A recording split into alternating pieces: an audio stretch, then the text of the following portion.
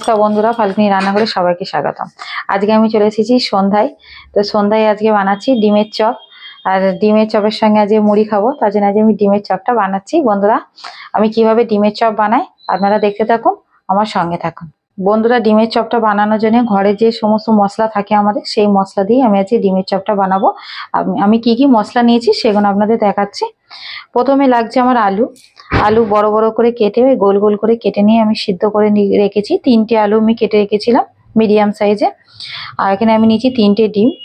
আর এখানে আছে আমার একটু কাঁচা লঙ্কা আর আদা, একটু রসুন বাটা আছে, অল্প একটু রসুন মানে বাটা আছে, আর একটু পেঁয়াজ কুচি আছে, আর একটু গোটা রসুনও আছে, আর একটু টমেটো কুচি নিয়েছি। আর এখানে আছে আমার শুকনো লঙ্কা, গোটা শুকনো লঙ্কা আছে, জিরে গুঁড়ো, একটু লঙ্কার গুঁড়ো, একটু হলুদ গুঁড়ো, আর নুন, এখানে সাদা তেল, আর একটু এখানে আছে গোলমরিচের গুঁড়ো। আর আমি নিয়েছি এখানে ব্যাটারটা বানানোর জন্য 4 চামচ বেসন আর একটা বড় চামচের 1 চামচ কর্নফ্লাওয়ার। বন্ধুরা, আমি এবার গ্যাসটা জ্বালিয়ে নিচ্ছি। আর বন্ধুরা, প্রথম থেকে শেষ অবধি ভিডিওটা দেখতে থাকুন আপনারা। বন্ধুরা, কড়াইটা গরম করতে দিয়েছি, তো একটু সামান্য একটু তেল দেবো।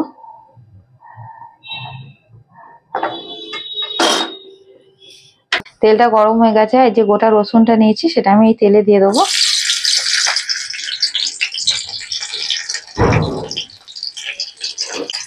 বন্ধুরা, এই রসুনটা একটু লাল লাল করে ভাজবো।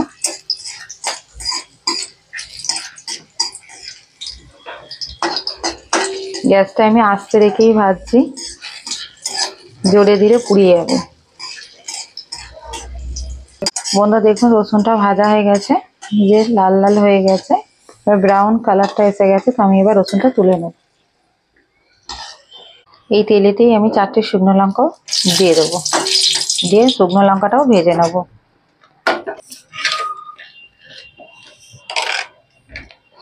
রসুনটা আমি একটু নুন নিয়েছি, নিয়ে নুন দিয়ে এই রসুনটাকে এইভাবে আমি চটকে নেব।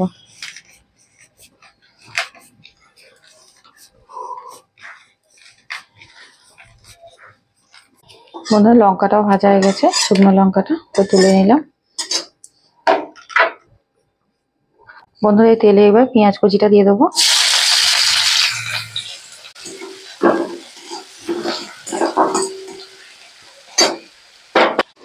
বন্ধুরা, এই লঙ্কাটাকে ওই নুন দিয়ে আমি ভালো করে চটকে নেবো। ওদিকে পেঁয়াজটা ভাজা হোক, এদিকে আমি আলুটা রেডি করে নেব। রসুন আর লঙ্কা একসাথে আমি মিক্সড করে দিয়েছি। এইভাবে আমি আলুগুলো হাতের সাহায্যে এইভাবে আমি চটকে নেব।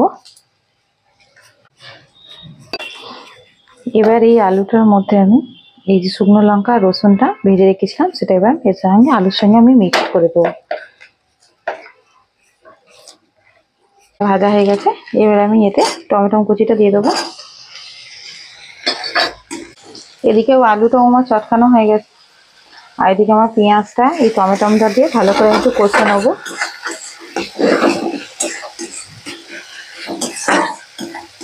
এবার আমি একটু লবণ দিয়ে দেবো। আমার আলুতে যেহেতু লবণ দেওয়া আছে, এটার পরিমাণ মতো লবণটা দিতে হবে।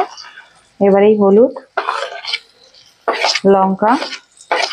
লঙ্কার গুঁড়ো, জিরের গুঁড়ো,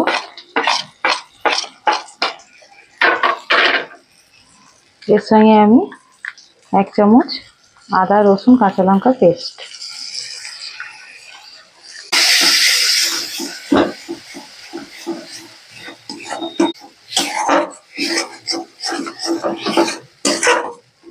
বন্ধুরা, এই মশলাটাকে আমি ভালো করে একটু কষে নেব।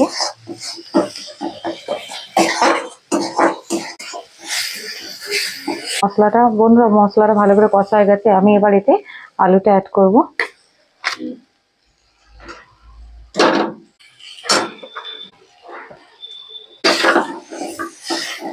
বন্ধুরা, এইভাবে মশলাটার সঙ্গে পুরটা রেডি করে নিতে হবে।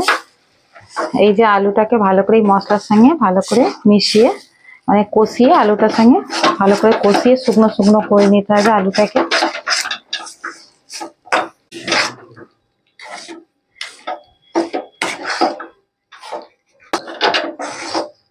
বন্ধুরা, এবার একটু গোলমরিচের গুঁড়ো আমি উপর থেকে দিয়ে দেবো। আলুটা এবার আবার একটু ভালো করে মিশিয়ে নেব।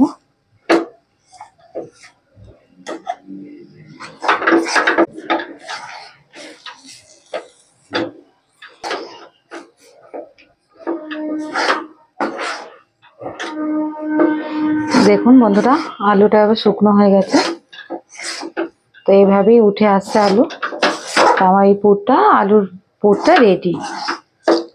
তাই আমি এটাকে নামিয়ে ঠান্ডা করে নেব। বন্ধুরা, আলুটা আমি এই থালাতে ঢেলে আমি ঠান্ডা করে নেব। বন্ধুরা, আমি ডিমগুলোকে সমান করে দুটো ভাগ করে নেব। এই ছুরির সাহায্যে ভাগ করলে একটু 19-20 হবে, এতে কোনো অসুবিধা নেই।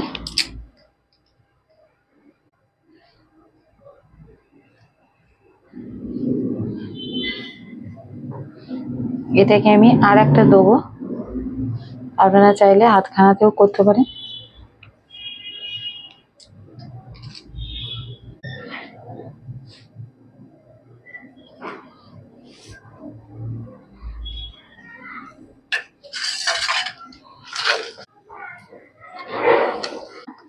এবার আমি এই যে আলুটা ঠান্ডা হয়ে গেছে। এবার আলুটাকে আমি চপের আকার করে নেব।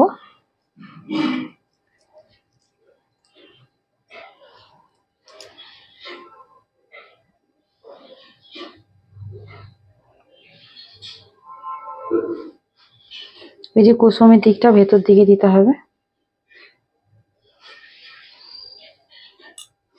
আলুটা একটু বেশি লাগবে। বন্ধুরা, আবার একটু বলে দিই, এই যে ডিমের এই যে অংশটা আছে, এটাও তেলে দেওয়ার পর অনেক সময় ফেটে যায়। তো আমি এখান থেকে আবার একটুখানি চিড়ে দিচ্ছি।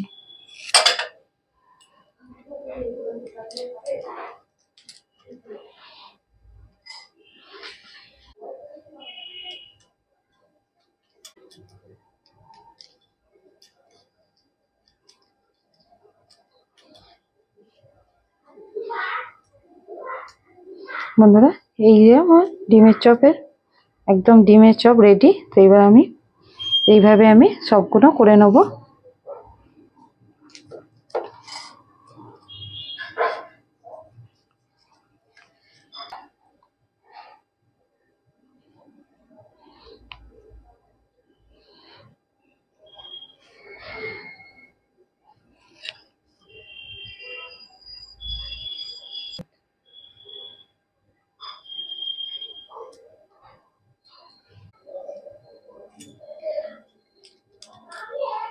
একটা খেলেই কিন্তু পেট ভরে যাবে। বন্ধুরা, অসম্ভব খেতে ভালো হয়। আপনারা বাড়িতে অবশ্যই একবার ট্রাই করবেন। বন্ধুরা, গ্যাসটা জ্বালিয়ে আমি কড়াটা বসিয়ে দিলাম। তো এদিকে আমি যে ব্যাটারটা করে নেব, বেসন নিয়েছি, বেসনের মধ্যে নুন আর একটু হলুদ দিয়ে দিয়েছি, আর গোলমরিচ গুঁড়ো যেটুকুনি বাটিতে ছিল সেটা দিয়ে দিয়েছি, আর এখানে আমি কর্নফ্লাওয়ারটা নিয়েছিলাম। তো আমি এবার এই সব কিছু উপকরণ হিসেবে মিশিয়ে আমি অল্প অল্প জল দিয়ে ব্যাটারটা রেডি করে নেব।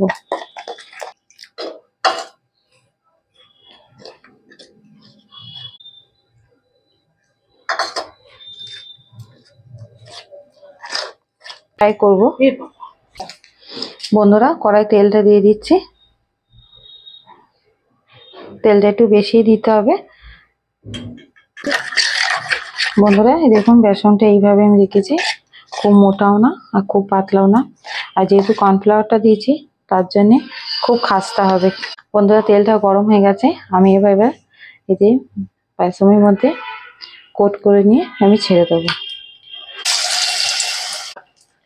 বন্ধুরা, আমি এইভাবে একটা একটা করেই ভাজবো, কিন্তু এই যে ডিমের চপটা এটা খুবই বড় আকারেই হয়েছে, এই জন্য আমি দুটো একসাথে দেবো না। তো আমি এভাবে একটা একটা করেই ভেজে নেব।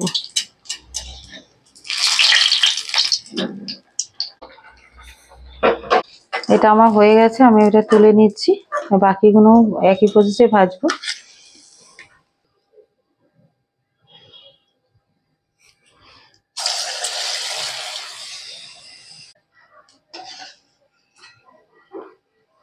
বন্ধুরা, এইভাবে আমি প্রত্যেকটা ডিমের চপ আমি ভেজে নেব।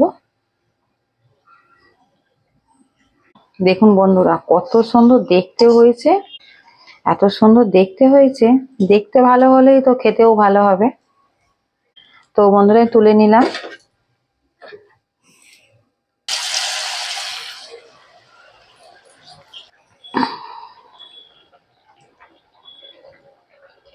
বন্ধুরা আবার একটা আমার ভাজা হয়ে গেছে।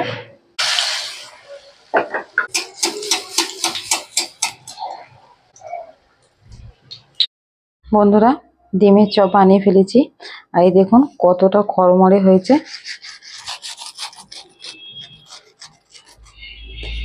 বন্ধুটা ভেঙে আপনাদের আমি দেখাচ্ছি। আমি তো ডিমের চপ বাড়িতে সন্ধ্যায় বানিয়ে ফেললাম।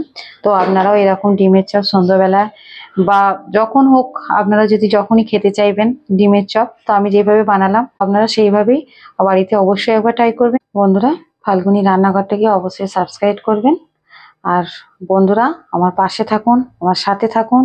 সবাই সুস্থ থাকুন। নমস্কার।